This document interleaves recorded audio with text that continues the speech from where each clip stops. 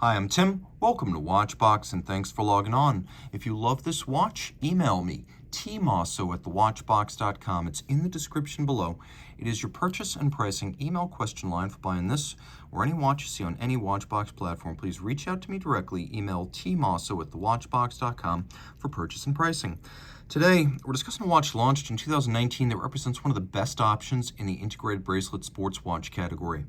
This is the Chopard Alpine Eagle 41 in Lucent steel and rose gold. Now, you can pay six figures for a 5711, and while more recognizable, it's inferior to the product I hold in my hand. Technically speaking, this watch is a quantum leap ahead of the Aquanaut, the Nautilus, frankly, even most of the Royal Oaks. This is a different category. It occupies an upper stratum with the Moser Streamliner Center Second, the Chopard Antarctique, that kind of watch, the Vacheron Overseas. This is deeply impressive.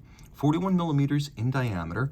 It measures 9.8 millimeters thick, under 10 millimeters, always impressive. 47.4 millimeters from lug-to-lug, so this wears nice and compact for a watch build as a 41. I'll throw it on my wrist, and you can see how it fits. What you can't perceive is how it feels. So you can see the fit, but I can assure you that it feels solid. It feels all of a piece, imposing the way a Rolex does. It just like it's machined from a solid ingot and all the pieces connected. Taking a quick look, you can see it's flat, it's flush, it sits under a cuff. This is a sports watch, make no mistake, but it has a formality about it. Being a Chopard, it would be a beautiful complement to formal attire, and I think you can enjoy it on a wrist as small as 15 centimeters in circumference. Taking a quick look at the bracelet, it has most of the elements I consider really significant in this category. First, the taper of the links down is pronounced, so it's not a straight bracelet. It doesn't come to one size off the lugs and then just go down straight. The taper is important artistically because, as subtle as it is, it's easy to overlook, but it's absolutely necessary to validate the designer's attention to detail. You can also see that we have every single link removable. Taking a quick look on the underside of the bracelet, with every link removable, sizing is a breeze. There's zero chance that you won't be able to find the right fit. We have a double deployant clasp that's made of fairly thick gauge steel, and you can see it snaps shut. It's a friction fit clasp with a Chopard logo externally. And just to remove any doubt, this is a pre-owned watch, so there are some marks of previous use. I want to make sure you know those aren't my fingerprints. And the links themselves are beautifully finished. You can see satin on the top, polished beveling on the edge, vertical satin finish on the sides, longitudinal satin across the tops of the links. Then if you look carefully, you can see that the central ridge of rose gold, these are individually polished and faceted, and they do rise in a plane above the bracelet, giving a wonderful three-dimensional look that continues into the lug hood design. The case is fairly sophisticated in its design, as we have expanding bevels, we have breaks between satin and polish. We have a bezel that's satinated on its flank, polished on its lip, and then vertically satinated across its top. And you can see we have bolts up on the top that are polished and give a nice tonal contrast with the rose gold. This Lucent steel is said to be more scratch resistant than conventional steel. That's nice to know, although Chopard hasn't really quantified it. That's the claim.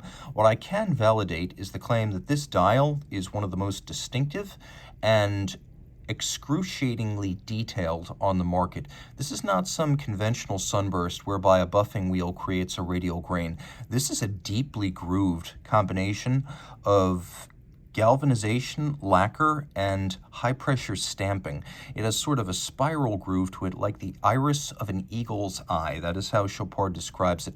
Then we have rose gold indices, Roman numerals at the quarters, and hands. And the watch is fairly well lumined. We'll take a quick look at that. As you can see, in the dark, it's all blue, easy to read, plenty of luminescence, and details that I appreciate, like a small flange outboard underneath the sapphire. You can see that the bezel has an inner flange under the sapphire that gives way to the sloped chapter ring, and then finally to the dial center. The date disc is the same color as the dial. That's a refinement often overlooked. We do have both hacking seconds and a quick set date, so pull the crown out all the way, stop the seconds hand.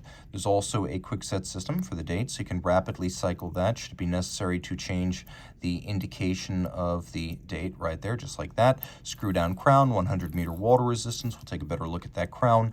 We have a lovely little compass rose on there. It's a combination of polish and media blast. Artistic attention to detail even on smaller parts. Inside, Louis Le Chopard, so manufacturer caliber. You can see this caliber right here, caliber 0101C, automatic winding, 60-hour power reserve, COSC certified Swiss chronometer, hacking seconds, quick set date, 4 hertz beat rate, pivoting on those 31 joules. It's a nicely decorated movement. I wouldn't necessarily call it artisanal, but it's comparable to what you'd get from the likes of Glasuta Original or Zenith or Jaeger LeCoultre, and I consider those to be very impressive comparables for any brand.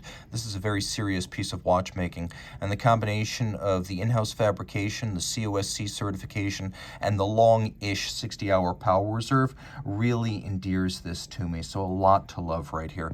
And again, although not artisanally finished, it is still very attractive in its execution. Reach out to me, Team Mosso at thewatchbox.com for purchase and pricing details.